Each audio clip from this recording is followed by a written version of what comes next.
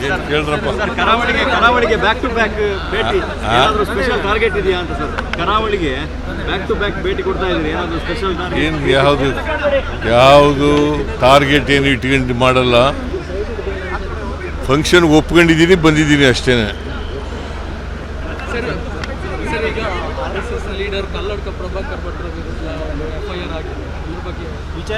ಯಾರೇ ದ್ವೇಷದ ಭಾಷಣ ಮಾಡಿದ್ರು ಕೂಡ ಅವ್ರ ಮೇಲೆ FIR ಹಾಕ್ತಾರೆ.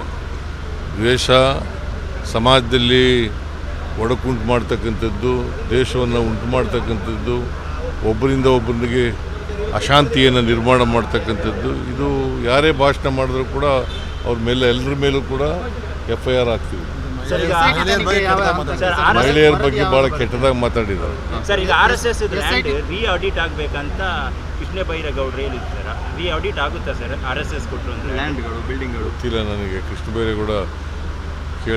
ಬೈರೇಗೌಡರನ್ನೇ ಕೇಳಿ ಸರ್. ಈಗ SIT ತನಿಖೆ ಈ ತಿಂಗಳ ಅಂತ್ಯಕ್ಕೆ ವರದಿ ಕೊಡ್ತಾ ಏನು ಗೊತ್ತಿಲ್ಲ, ನಾವು ಇಂಟರ್ಫಿಯರ್ ಆಗಲ್ಲ ಸರ್. ಮತ್ತೆ ಅವರಿಗೆ SIT ಅವರು ಈಗ ಹೋಮ್ ಮಿನಿಸ್ಟ್ರಿ ಹೇಳಿದ್ದಾರೆ ಹಂಗೆ ಅಂತ. ಕೊಡ್ಬೋದು, ಕೊಡದೇ ಇರಬಹುದು. ಈ ತಿಂಗಳು ಕೊನೆಯಲ್ಲಿ ಕೊಡ್ತೀವಿ ಅಂತ ಹೇಳಿದ್ದಾರೆ ಅಂತ ಹೇಳ್ತಾರೆ ಅಂತ ಹೋಮ್ ಮಿನಿಸ್ಟರ್ ಜೊತೆ ಹೇಳಿರೋದು, ನನ್ನ ಜೊತೆ ಹೇಳಿಲ್ಲ.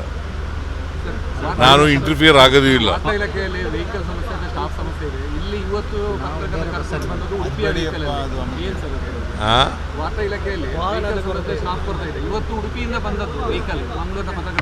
ಮಾಡ್ಕೋಣ, ಇಲ್ಲಿಗೂ ಮಾಡ್ಕೋಣ.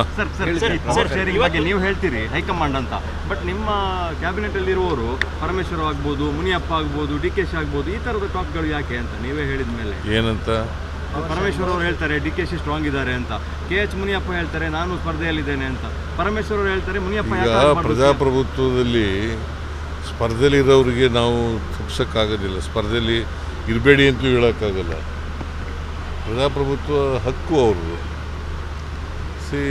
ನಾನು ಚೀಫ್ ಮಿನಿಸ್ಟರ್ ಅಭ್ಯರ್ಥಿ ಕ್ಯಾಂಡಿಡೇಟು ಅಂತ ಹೇಳ್ಕೊಳ್ಳಲಿಕ್ಕೆ ಅಂತಿಮವಾಗಿ ಹೈಕಮಾಂಡ್ ತೀರ್ಮಾನ ಮಾಡಿ. ನೀವು ಕೇಳ್ತಾ ಇರ್ತೀರಲ್ಲ ಹಿಂಗೆ, ಅದಕ್ಕೆ ಪದೇ ಪದೇ ಬರ್ತದೆ. ನೀವು ಕೇಳೋದು ಅದಕ್ಕೋಸ್ಕರ ಪದೇ ಬರ್ತದೆ. ಗೊತ್ತಿಲ್ಲ. ನಿಮ್ಮ ಬಹಳ ಆಪ್ತ ರಾಜಣ್ಣ ಅವರು 5 ವರ್ಷ ನೀವೇ ಆಗ್ಬೇಕು ಅಂತ ಹೇಳ್ತಾರೆ. ಅದು ಅವರ ಸ್ವಂತ ಅಭಿಪ್ರಾಯ. ಸರ್ ನೀವೇ 5 ವರ್ಷ ತಾವೇ ಮುಖ್ಯಮಂತ್ರಿ ಸರ್? 5 ವರ್ಷ ಹೈಕಮಾಂಡ್ ತೀರ್ಮಾನ ಮಾಡಿದ್ರೆ